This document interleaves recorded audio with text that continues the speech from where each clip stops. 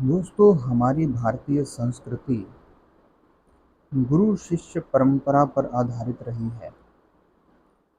और ये गुरु शिष्य परंपरा हमारी संस्कृति का मूल है, जड़ है, या कह लो कि रीढ़ है। आज 29 जुलाई 2026, जिसको गुरु पूर्णिमा पर्व के रूप में आज पूरा विश्व मना रहा है। तो ये जो गुरु पूर्णिमा है, असल में आज हम इस बात पर चर्चा करेंगे कि ये जुलाई महीने में ही क्यों मनाई जाती है। इसके लिए और कोई मंथ क्यों नहीं सेलेक्ट किया।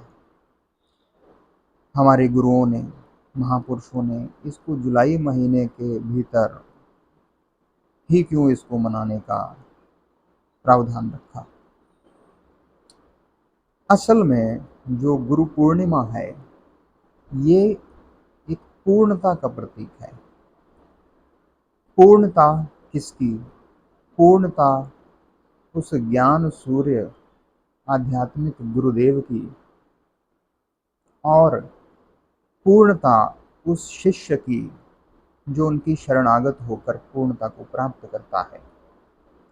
लेकिन उसे प्राप्त करना इतना आसान नहीं होता। ये जो गुरु पूर्णिमा है, ये इस बात का प्रतीक होती है।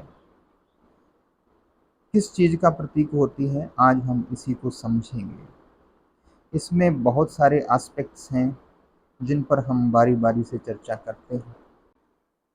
तो सबसे पहले तो गुरु पूर्णिमा को आषाढ़ पूर्णिमा भी कहा जाता है, जो कि हमारे जो देसी महीने होते हैं।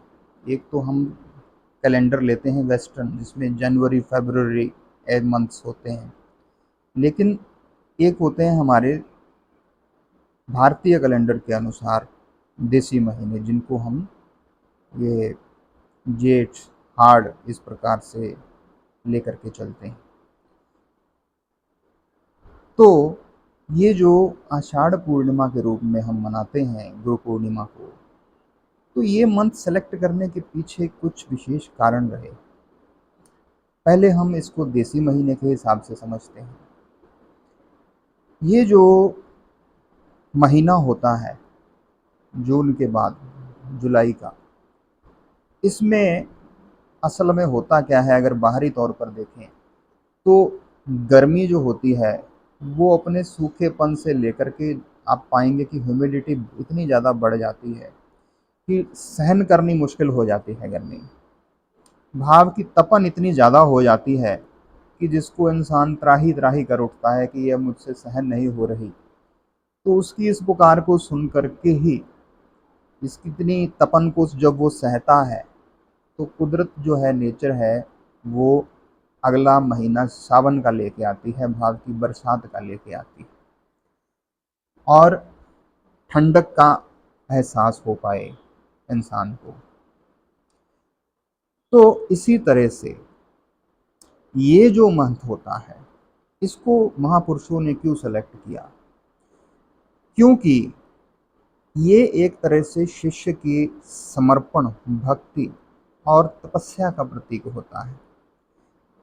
भाव की, जिसमें शिष्य जो होता है वो अपनी भक्ति और तपस्या को, भाव की अपने तप को, अपने त्याग को, उसकी पराकाष्ठा को प्राप्त करता है, उसकी पूर्णता को प्राप्त करता है। तभी जाकर के जब वो समर्पण कर देता है, पूरी तरह से सरेंडर कर देता है, उस सरेंडर के प्रतीक के रूप में ही ये गुरु पूर्णिमा का ये आषाढ़ महीना महापुरुषों ने सेलेक्ट किया।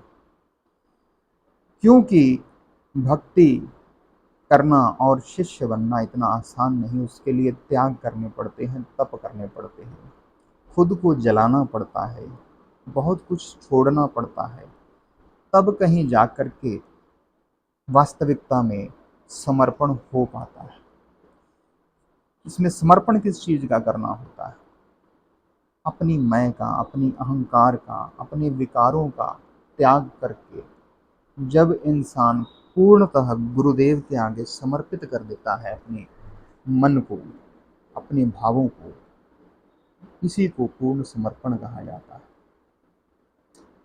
क्योंकि अब ये पूर्णिमा होती है इस दिन, और पूर्णिमा में क्या होता है, जो चांद होता है वो पूर्ण हो जाता है, और जो चंद्रमा है ये हमारी संस्कृति में या ज्योतिष में अगर हम कहें, ये मन का प्रतीक माना जाता है।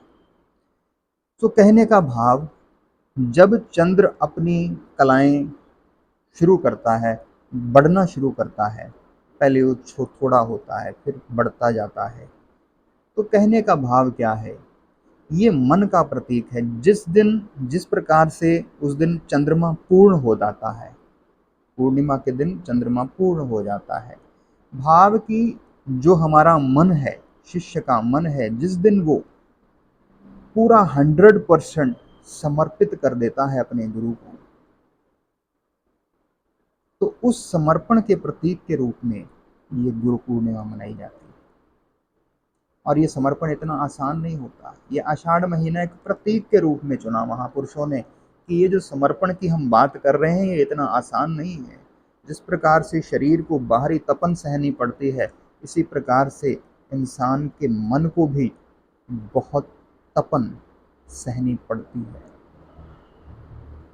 क्योंकि समर्पण इतना आसान नहीं होता है जितना हम बातों में कह देते हैं या सुन लेते हैं। ये तो जो करता है वही जानता है। तो इस तरह से ये शिष्य के मन के पूर्ण समर्पण कर देने का प्रतीक के रूप में इस गुरु पूर्णिमा को या आषाढ़ पूर्णिमा को हम मनाते हैं। और अगर हम इसको अंग्रेजी महीने के तौर पर लें तो भी ये बात इसके ऊपर सटीक बैठती है, इसके मर्म के ऊपर ये सटीक बैठती है। कैसे, आइए अब इसे जानते हैं। जो जुलाई महीना होता है ये 7वां महीना माना जाता है, और जो 7 का अंक है ये ज्योतिष में या न्यूमेरोलॉजी में केतु का प्रतीक माना जाता है। और हमारे ज्योतिषीय शास्त्र में जो केतु है इसे शिष्य का प्रतीक माना जाता है, स्टूडेंट का प्रतीक माना जाता है, लर्नर का प्रतीक माना जाता है। क्योंकि आप देखेंगे कि जो केतु है उसका शीश नहीं होता, सिर नहीं होता, केवल मात्र इसके नीचे नीचे का धड़ जो होता है उसको केतु माना जाता है। अब इसकी ज़्यादा गहराई में मैं नहीं जाऊंगा इस समय, क्योंकि फिर वीडियो लंबा हो जाएगा, लेकिन हमारा जो टॉपिक है हम उसी पर रहेंगे। असल में जो हमारा राहु भाव की जो बुद्धि हमारी होती है, जो हमें भ्रमित करती है इस माया में, बुध राहु का काम क्या होता है, भ्रमित करना, इंसान को फंसा के रखना, 84 के चक्कर में माया के अंदर उलझा के रखना। और जब उसको हम धड़ से अलग कर देते हैं, बुद्धि को निकाल करके समर्पण कर देते हैं, तो पीछे क्या रह जाता है, केवल धड़ रह जाता है, केतु रह जाता है। तो ये एक प्रतीक है कि जब एक शिष्य अपनी बुद्धि को, अपने मन को काट करके गुरु के चरणों में अर्पित कर देता है, 100% सरेंडर कर देता है, तो वो वास्तविकता में पूर्ण शिष्य कहला पाता है। अब केतु का काम क्या है, केतु हमें इस संसार से डिटैच होना सिखाते हैं।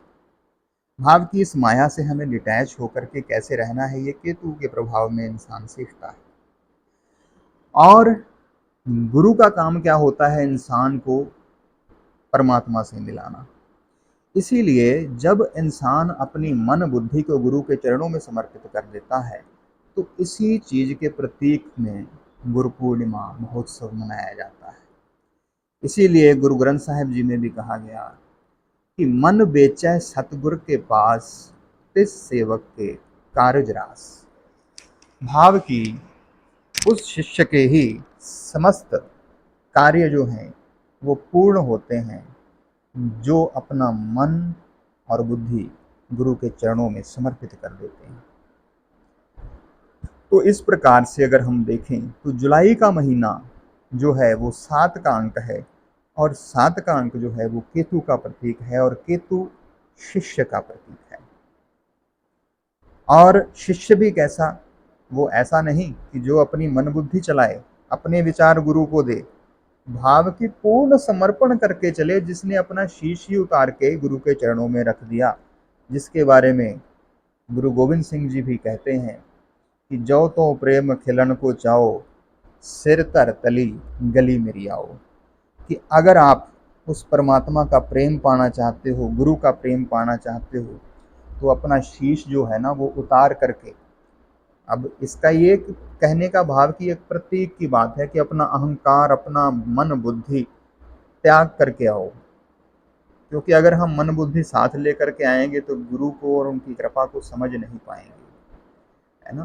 तो अगर उस पिता परमात्मा का, उस गुरु का प्रेम चाहिए तो हमें पूर्ण समर्पण करना होगा केतु की तरह, और केतु शिष्य का प्रतीक है। तो इस प्रकार से ये जो जुलाई महीना है या आषाढ़ का महीना है, ये पूर्णतः सटीक बैठता है गुरु पूर्णिमा महोत्सव इसको मनाने के लिए। और पूर्णिमा जो है, पूर्णिमा का दिन ही क्यों चुना गया? क्योंकि इस दिन चंद्रमा पूर्ण होता है। चंद्रमा किसका प्रतीक है? मन का प्रतीक है। और पूर्ण होने का मतलब क्या है? कि मन को पूरी तरह से समर्पित कर देना, फ्रैक्शंस में नहीं। परमात्मा फ्रैक्शंस में नहीं प्राप्त होता, टुकड़ों में नहीं प्राप्त होता। परमात्मा पूर्ण है, गुरु पूर्ण है, तो वो समर्पण भी पूर्ण ही मांगता है। ये नहीं कि तुम कुछ परसेंट अपने लिए रख लो, इससे पूर्णता प्राप्त नहीं होती है, ना ही हम गुरु को और परमात्मा को समझ सकते हैं। तो इस चीज का प्रतीक है हमारा ये पर्व, गुरु पूर्णिमा। उम्मीद है अगर आपने पेशेंस के साथ इस पूरी वीडियो को सुना होगा तो आपने इसके मर्म को जरूर समझा होगा, और ये गुरुदेव की कृपा, उस प्रभु की कृपा कि जो ये विचार मुझे दिए ताकि मैं आप तक इनको रख पाऊँ। नहीं तो इंसान की क्या औकात है कि वो किसी को कुछ बता पाए या समझा पाए। इसी के साथ आज के लिए इतना ही। सबको गुरु पूर्णिमा की बहुत बहुत बधाई हो। धन्यवाद।